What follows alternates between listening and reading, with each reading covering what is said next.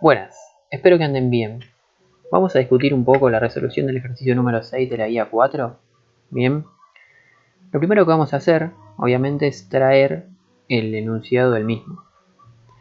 Lo que nos dice el enunciado, esta es una imagen de la guía que está en la plataforma, ¿sí? Nos dice el enunciado, que en este caso viene con el esquema, es que un cilindro rígido y adiabático consta de dos compartimientos. Bien, el primero contiene 50 kilogramos de aire a 1 bar y el segundo está cerrado por un pistón sin roce que mantiene una presión constante de 1 megapascal.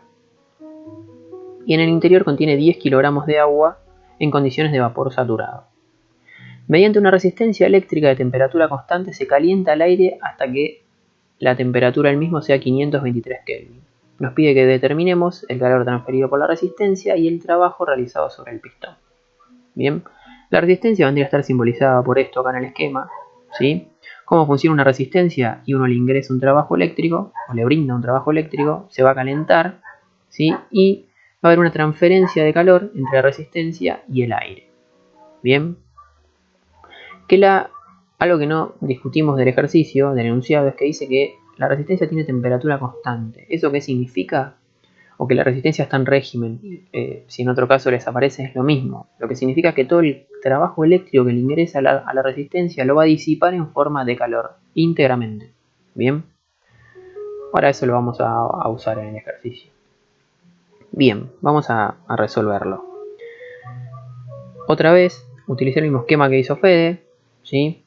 Me pareció práctico. Y bueno, la idea es que resolvamos el ejercicio 6 de la guía 4, como dijimos, y tengamos los pasos que vamos a ir realizando para la resolución del mismo. Bien. A ver, estos pasos son los mismos que tomó Fede, que estaban en el Cengel, si no recuerdo mal. Ustedes pueden tomar cualquiera de los libros, del libro que tengan.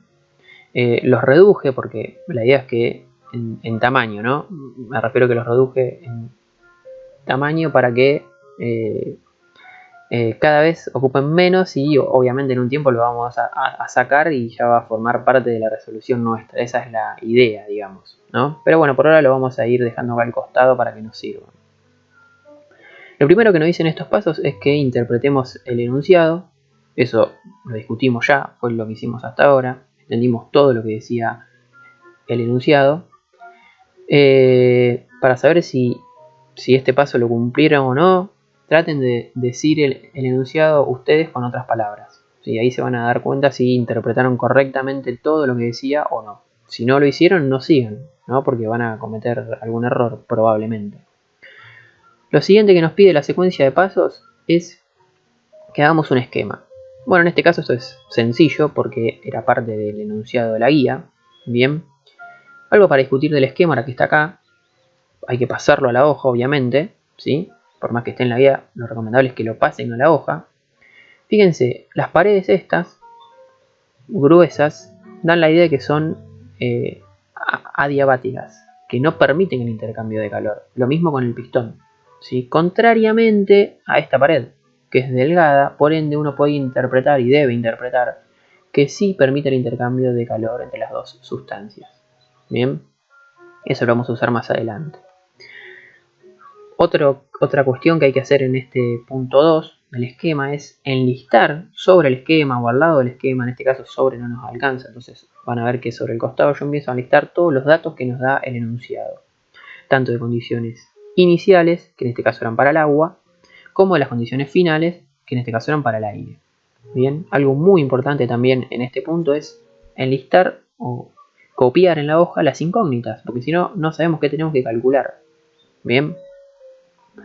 Y también sobre el esquema mismo vamos a enlistar los datos de aire, 50 kilogramos y 1 bar. En este compartimiento hay agua, en condiciones de vapor saturado, 10 kilogramos. Y todas las interacciones que tenga el sistema. Bien, como dijimos, a la resistencia le ingresaba un trabajo eléctrico y la misma disipaba un calor hacia el aire. Bien. Y como dijimos que esta pared era diatérmica, permitía un intercambio de calor. En todo momento la temperatura del aire es igual que la del agua, si no se produce un intercambio de calor para que se obtenga eso, así que las temperaturas sean iguales. ¿Qué es lo que va a pasar acá?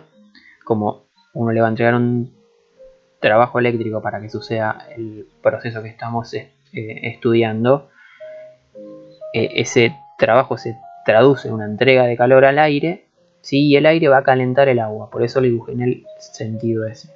Bien, y bueno, acá actúa una presión exterior que vamos a ver que nos va a poder el sistema brindar un trabajo de expansión. Bueno, acá resolvimos las cuestiones del esquema al punto 2. Vamos al punto 3, que son las suposiciones y aproximaciones. Bien, ¿qué supuestos vamos a tener en este caso? Primero el que dijimos, la resistencia está en régimen, todo el calor que le ingresa es igual al, o todo el trabajo, mejor dicho, que le ingresa es igual al calor que sale de la misma y va a parar al aire en este caso. Bien, ¿qué otro supuesto? Y esto es muy importante que les decimos siempre que reconozcan los procesos especiales. ¿Sí? Si vamos al caso del aire, el proceso especial para el aire es isocórico, o sea, para el aire esta pared es fija, es a volumen constante el proceso que va a llevarse a cabo. Contrariamente para el agua, ¿sí? La pared esta es móvil, el pistón es móvil, por ende es isobárico el proceso especial para el agua. Bien, es muy importante que reconozcan esto. No tanto en este ejercicio, no nos va a afectar, pero sí en algunos de los, en varios de la guía y en casi todos los que sigan, digamos. Cuestión importante a definir, ¿qué tratamiento le vamos a dar a cada una de las sustancias? Bueno, aire, como dijimos, ya les mencionamos que en la asignatura estamos en condiciones sobradas para que el aire se comporte como gas ideal, por ende lo vamos a tratar como gas ideal. Y el agua generalmente no, casi nunca va a estar en esta condición, ¿sí? En este caso muchísimo menos porque estamos en condiciones de saturación, estamos contra la campana. Bien, entonces al agua le vamos a dar un tratamiento de sustancia pura. Bien, esto nos va a afectar estas dos cuestiones últimas en el cálculo de las propiedades. Y lo último es que, el último supuesto fue el que discutimos, que en todo momento la temperatura del aire es igual que la del agua o viceversa. Bien, bueno, ahí terminamos con lo que es las suposiciones y aproximaciones. Vamos a hablar un poco de las leyes físicas que vamos a tener que tener en cuenta para resolver el punto A del ejercicio, que es el calor transferido. Bueno, ¿en qué ley física que estudiamos aparece el término de calor? Y obviamente en el primer principio de la termodinámica, para sistemas cerrados como en este caso, que nos presentó ayer Edith en la teoría. Bien, fíjense que el primer principio de la termodinámica para sistemas cerrados nos dice que la variación de energía interna del sistema puede darse de dos maneras, mediante intercambios de calor que recibe el mismo o mediante intercambios de trabajo que recibe el sistema. Bien, sistema. Ahora hay que definir un sistema, ¿sí? No podemos aplicar esta ecuación si no tenemos definido un sistema. Entonces lo que vamos a hacer es justamente marcar la frontera del sistema, bien, que yo la marqué en este caso con esta línea punteada roja, y por ende de esa manera nuestro sistema quedó como aire más agua. ¿Por qué elegí esto? Ayer en la teoría Edith lo mencionó, bien, y dijo que si tenemos varias sustancias en el sistema, lo mejor es que ambas queden dentro del mismo, en una primera aproximación. Bien, entonces fíjense que en las interacciones que vamos a tener en este caso, de calor y de trabajo, son las que se dan a través de la frontera del sistema. ¿A qué me refiero? Esto es externo, no interviene. Vamos a ver esta transferencia de calor y el trabajo de expansión. Esta, al tomar el sistema combinado de aire más agua, es interna, no atraviesa la frontera, por ende no la vamos a ver, no va a aparecer contemplada acá. Bien, habiendo discutido eso, delta U del sistema se va a separar en delta U del agua más delta U del aire, como figura acá. Delta U del sistema en nuestro sistema y aire más agua, por ende delta U del sistema es delta U del aire más delta U del agua. Bien, y vamos a tener el único calor que atraviesa la frontera de nuestro sistema es el de la resistencia. Y el único trabajo es el de expansión. Bien, de toda esta ecuación, la incógnita nuestra es el calor transferido por la resistencia, simbolizado acá con QR. Por ende vamos a tener que calcular estos tres términos. Bien, ¿cómo calculamos el delta U del aire? Y como es una sustancia que en este caso le vamos a dar un como si se comportara como gas ideal, el delta U en ese caso lo vamos a calcular como masa por CB por delta T todo el aire, ¿sí? No debemos hacer eso para el agua porque es una sustancia que en las condiciones que está no podemos tratarla como gas ideal, no debemos en realidad, ¿sí? Entonces vamos a tener que tratarla como una sustancia pura y sacar las propiedades de las tablas de propiedades termodinámicas del agua. Por ende, el cálculo de delta U va a ser M por delta U del agua. Bien. Y nos va a quedar del otro lado el calor de la resistencia y el trabajo de expansión. Trabajo de expansión, temas que vimos con Agustín, ¿sí? En clases anteriores. Y ese trabajo de expansión se podía calcular como presión externa por delta de volumen del sistema, ¿sí? O trabajo de frontera móvil. En ese caso, vamos ahora a calcular cada uno de estos tres términos, ¿sí? Para eso vamos a tener que definir las propiedades, ¿sí? En cada uno de los estados. No tenemos definidos los estados, porque conocemos solamente estas dos cosas. Bien. Entonces, la masa del aire la conocemos. La del agua también. El CB del aire es dato. Lo que tenemos que conocer o calcular es el delta T del aire, el delta U del agua y el delta de volumen del sistema. Vamos a ver qué conocemos. Las condiciones iniciales del agua son conocidas. Sabemos que el título es 1 y la presión es de 1000 kilopascales. Dos propiedades intensivas independientes. Se definió el estado del agua. Si ustedes van a la tabla A, buscan este estado, ¿sí? Pueden saber que la temperatura es aproximadamente 180 grados Celsius. Y como en todo momento es igual la temperatura de las dos sustancias en estudio, sabemos también que la temperatura inicial del aire es 180 grados. Bien, y la final sabemos que es 523 Kelvin, por ende este término lo resolvimos. O se resuelve, digamos. Bien, quedó determinado el estado inicial del agua, entonces U inicial del agua la conocemos. Lo que no conocemos es el estado final, pero en realidad como sabemos que la temperatura del aire es igual que la del agua, el estado final también se define con 250 grados Celsius y 1000 kilopascales para el agua, ¿sí? Piensen ustedes que si tenemos agua en condiciones de saturación, ¿sí? Y la calentamos a presión constante, nos vamos a alejar de la saturación. Eso lo pueden verificar viendo que este estado está en la tabla B, o sea, esto es vapor sobrecalentado. Bien, entonces ahora, recién ahora, ¿sí? Casi de haber discutido más de 10 minutos, podemos recién en este punto proceder a los cálculos, ¿sí? ¿No?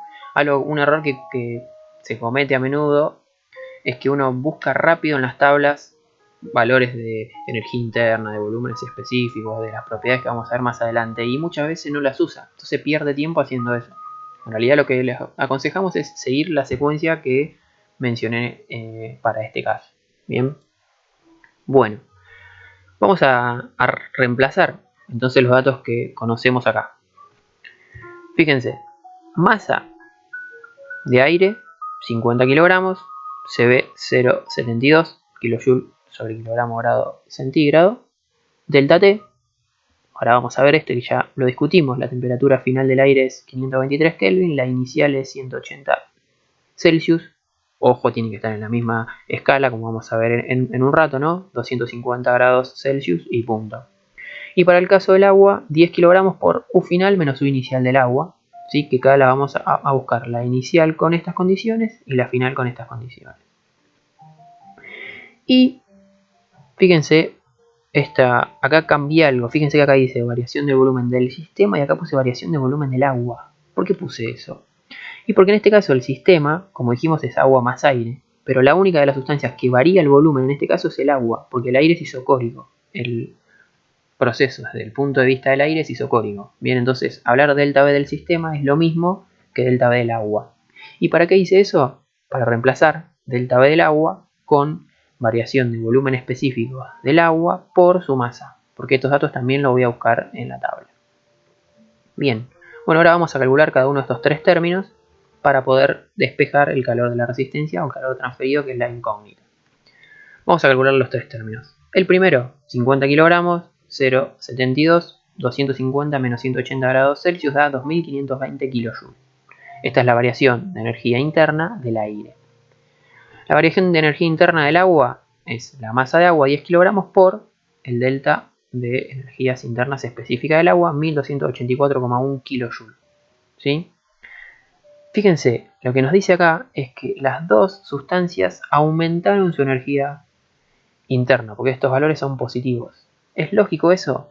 Y sí, porque piensen que uno le brinda, en proceso que estamos estudiando, le brindó energía al aire y se calentó el aire y también calentó el agua. Por ende, tiene sentido que nos hayan dado positivo. Es muy importante que hagan esos análisis. Bien, si acá uno de los dos nada es negativo y probablemente en algo le erramos. Bien, y el cálculo del término del trabajo de expansión es presión exterior, que es 1000 kilopascales, por la masa de agua por su variación de volúmenes específicos. Bien, algo que no mencioné, pero lo voy a hacer ahora, es estos valores de acá son, por ejemplo, esta es la energía interna específica final del agua, que la saqué de la tabla B con estas condiciones. Bien, de ese mismo lugar leí el volumen específico final del agua, que es este valor. Vayan y fíjense si los valores que obtuve son correctos. Bien. Y lo mismo para la energía interna específica inicial del agua. ¿Sí? Fui a la tabla A, este sería U'' del agua y este B'' del agua. ¿Sí? Verifiquen los valores con su tabla. ¿Sí? Fíjense que yo acá en el PowerPoint, que es engorroso, puse todas las unidades. Si ustedes en su hoja háganlo, porque les va a ayudar mucho y nos va a ayudar a nosotros a ver si cometen un error en dónde está. ¿Sí? Fíjense, si uno hace el análisis de unidades de este término, este kilogramo se va con este, el grado centígrado se va con este y queda kilojoule. Perfecto. Acá es más simple porque kilogramo se va con el kilogramo, nos quedan kilojoule también. Y en este último término, fíjense que el kilogramo se va con el kilogramo y nos queda kilopascal por metro cúbico, que créanme que también es kilojoule. Por ende podemos sumar esto sin ningún drama. Hagan eso porque les va a ayudar a evitar que cometan errores. Sumando esos tres términos, bien, nos da que el calor de la resistencia es 4190 kJ. Eso es lo que nos pedía el ejercicio en el punto A. Bien, como no tengo más lugar para resolver el punto B, voy a pasar a una hoja nueva, digamos, una diapositiva nueva, ¿no? Rápidamente traigo el esquema con los datos que ya tenemos. Y ahora vamos a calcular el trabajo realizado sobre el pistón, es decir, el punto B. Fíjense que nos pide trabajo sobre el pistón. El que habíamos calculado antes, que era el trabajo de expansión del sistema, piensen que el sistema, en este caso el agua, realiza un trabajo, ¿sí?, para mover el pistón, pero también mueve a la atmósfera que hay acá afuera. Y en este caso lo que nos pide es solo el trabajo que realizó el sistema para mover el pistón. Por ende no tiene que ir presión exterior acá, o externa, sino que lo que tiene que ir es presión del pistón por delta de volumen del sistema, que dijimos que era el mismo del agua, y eso es el trabajo del pistón. Este es el trabajo de expansión y este es el del pistón. Es una parte de este. El segundo es una parte del primero, digamos. ¿Y la presión del pistón cómo la sacamos? Y, sencillo, es la exterior menos la atmosférica. ¿Sí? Esta era 1000 kilopascales, esta vamos a suponerla 100 kilopascales, por ende, el cálculo del trabajo del pistón es 900 kilopascales por lo que ya teníamos antes. Esto es el mismo término que teníamos antes del trabajo de expansión, solamente que donde decía 1000 kilopascales, ahora lo reemplazamos por 900 kilopascales. Es una cuestión más física que otra cosa. Bueno, haciendo esta cuenta, rápidamente podemos saber que el trabajo del pistón es 346 kJ, realizado sobre el pistón, digamos. Bien. Y está bien que nos haya dado positivo, porque el sistema realizó este trabajo. Bien, cuestiones para discutir. Acá hemos terminado con el ejercicio, pero no con la explicación. Quiero comentar algunas cosas más. Primero, yo no realicé ningún esquema. El ejercicio no lo pedía, pero voy a pedir que lo hagan. ¿Sí? No quería hacerlo yo para dejarles algo para hacer ustedes del ejercicio. ¿sí? Y es muy importante que lo hagan porque en los exámenes no van a zafar de hacer algún esquema. Hagan el que quieran, el que les parezca más útil para cada caso. Obviamente van a tener que hacer uno para el aire y otro para el agua. Háganlo y los consultan con los tutores, si tienen alguna duda o se consultan entre ustedes mismos, ¿no? Primera de las cuestiones para discutir. Segundo para discutir. Fíjense que yo hoy dejé la resistencia fuera del sistema, ¿sí? Y Edith, en la clase que dio ayer, si no me equivoco, dio un ejemplo, o en la del día anterior, sobre cuando teníamos una resistencia en el sistema que estábamos estudiando, en el caso que estábamos estudiando. Dijo que era lo mismo dejarla dentro o fuera del sistema para el primer principio. Vamos a ver si eso es verdad. Bueno, vamos a verlo. No tienen derecho a opinar en este caso porque estoy solo. Fíjense, copié el esquema, mismo que antes, los mismos datos, todo, mismos datos que teníamos, los supuestos que habíamos hecho hoy, ¿sí? Hoy habíamos calculado el calor transferido, ¿bien? Ahora yo lo que quiero es cambiar el sistema. Quiero que la resistencia esté dentro del sistema que vamos a estudiar. Numéricamente eso no debería afectar al resultado, ¿sí? Nosotros dijimos que el calor que transfería la resistencia era igual que el trabajo que recibía. Bien, entonces vamos a ver si eso ocurre, numéricamente hablando, si se verifica. Como cambiamos el sistema, ahora fíjense que la frontera la extendía hasta acá, y en nuestro sistema, además del aire y el agua como estaba antes, también está la resistencia eléctrica. Por ende, cuando planteemos el primer principio, que ahí va a intervenir el trabajo de la resistencia o el calor, fíjense que ahora va a cambiar levemente. Primero, no hay ningún calor que atraviese la frontera, la frontera nueva del sistema. ¿Sí? No hay ningún calor, porque son los dos internos. Bien, entonces se va este término, digamos, ¿no? Pero lo que sí hay es una sumatoria de trabajo, porque vamos a tener, o el sistema va a ver este trabajo eléctrico de la resistencia que le ingresa y el trabajo de expansión del pistón, que es el mismo que antes. Bien, entonces viendo eso, aparece una cosa nueva también, porque ahora en delta U del sistema vamos a tener agua y aire, igual que antes, pero también está el delta U de la resistencia, que antes no estaba. Por ende, aparece este nuevo término. Y del lado de la derecha vamos a tener en menos el trabajo de la resistencia, este término no estaba antes, sino que estaba el calor de la resistencia, y sí estaba el trabajo de expansión. Bien, si no me creen, fíjense esto que está acá, hice una captura de la diapositiva de la primera, y este era el primer principio que nos había quedado con el sistema agua más aire. Bien, este término se reemplazó por este, ¿sí? Y apareció el delta U de la resistencia. Bien, nuestra incógnita ahora es el trabajo de la resistencia, que como dijimos tiene que ser numéricamente igual que el calor calculado antes, igual que el calor que sacamos acá. Bien, delta U del aire, ya vimos, lo calculamos, lo discutimos, gas ideal, MCB delta T. Delta U del agua, sustancia pura, sacamos los datos de tabla. Delta U de la resistencia es un sólido. El delta U de un sólido se calcula como masa, calor específico por delta T de la resistencia. ¿Sí?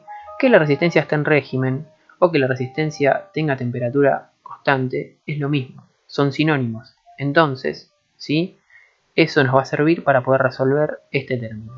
Bien, del lado de la derecha nos quedan los dos trabajos. Bien, ahora vamos a hablar de esto que los conocemos.